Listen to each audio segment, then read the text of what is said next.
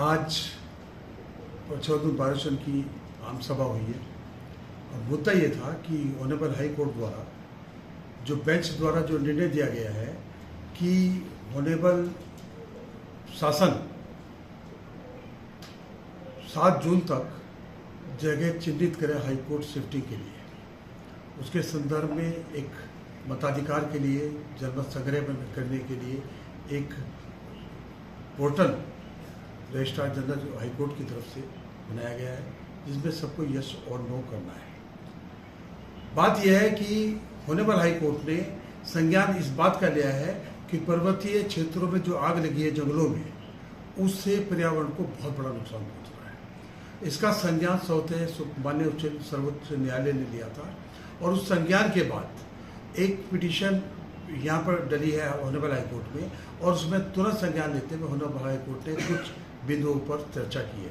बिंदु क्या थे और जनमत संग्रह क्या है, मैं उसके बारे में आपको बताना चाहूँगा। बिंदु यह है कि नैनीताल हाई कोर्ट जब उत्तराखंड बना था तो नैनीताल में हाई कोर्ट गई थी और राजधानी देहरादून में बनी थी, लेकिन उसका किसी ने कोई विरोध नहीं किया।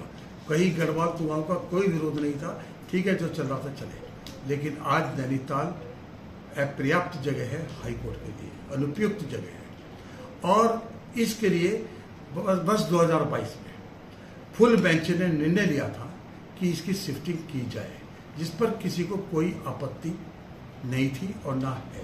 इसके लिए गोलापार हल्द्वानी में 26 हेक्टेयर लैंड दी गई थी इस पर्पज के लिए कि हाईकोर्ट में शिफ्टिंग की जाए, लेकिन उसमें पर्यावरण का विरोध था।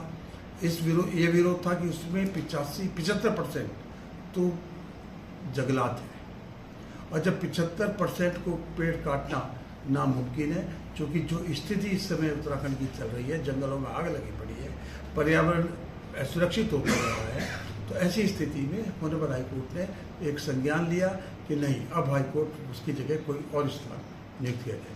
शासन को निर्देशित किया अपने आदेश में कि 7 जून तक आप जगह को चयनित करें ताकि हाई कोर्ट शिफ्टिंग की जा सके। अब इसमें प्रॉब्लम क्या आती है कि क्यों शिफ्टिंग की जरूरत पड़ी। ना तो वहाँ हॉस्पिटल की कोई सुविधा है नैनीताल के अंदर, एक वकील साहब की डेथ कार्डियोलॉजिस्ट न होने के कारण नैनीताल में डेथ हुई है। सिर्फ वकील की नहीं, सामान्य आदमी की क्या स्थिति होगी यह सब लोग जानते हैं। वहाँ पर टूरिस्ट प्लेस है, टूरिस्ट प्लेस में इतनी आवागमन है कि वहाँ रहने के लिए जगह नहीं है।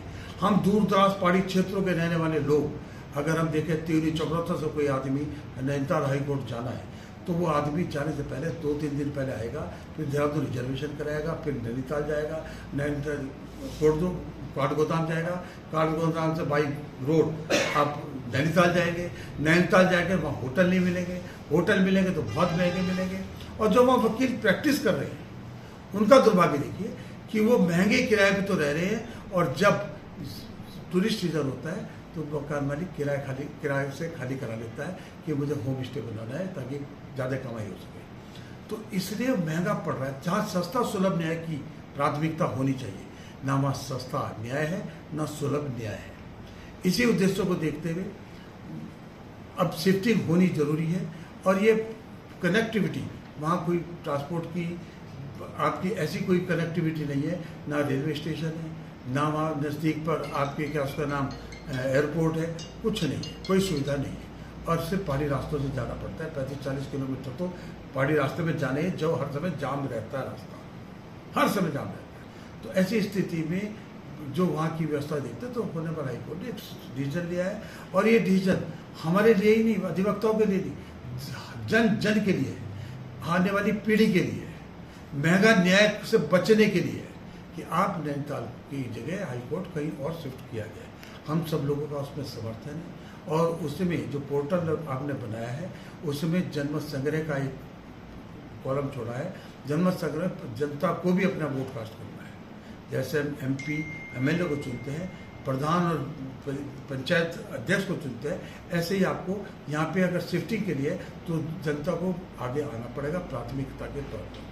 और जनता आगे आएगी तो ये आने वाली पीढ़ी के लिए सौभाग्यशाली होगा, क्योंकि जिस समय ये कोर्ट बनी थी उस समय सिर्फ 3 जज थे और 60-70 वकील थे। आज वहाँ 1200 वकील हो गए हैं और आज वहाँ 11 जजेज हैं।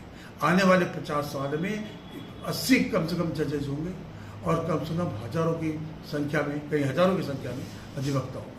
वो पीढ़ी कहाँ जाएगी? आने वाली पीढ़ी कहाँ जाएगी? कहाँ लोगों को न्याय मिलेगा? अगर आज जन आंदोलन इस पर नहीं हुआ और जनता साथ खड़ी नहीं हुई तो दुर्भाग्य होगा हमारा और हमारे सोच का। साथियों, हम एक बात और कहना चाहिए। एक बात बहुत उठी है, कुमाऊं और गढ़वाल। हमें कुमाऊं गोला पार हुई, किसी ने विरोध नहीं किया।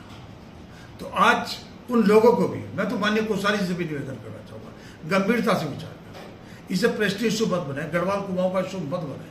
मैं तो फिर सभी अपने जनप्रतिनिधि विधायक मंत्रियों से भी एक निवेदन करना चाहूँगा कि खुल के सामने है। अरे हम गढ़वाल कुमाऊं की राजनीति में नहीं पढ़ा था।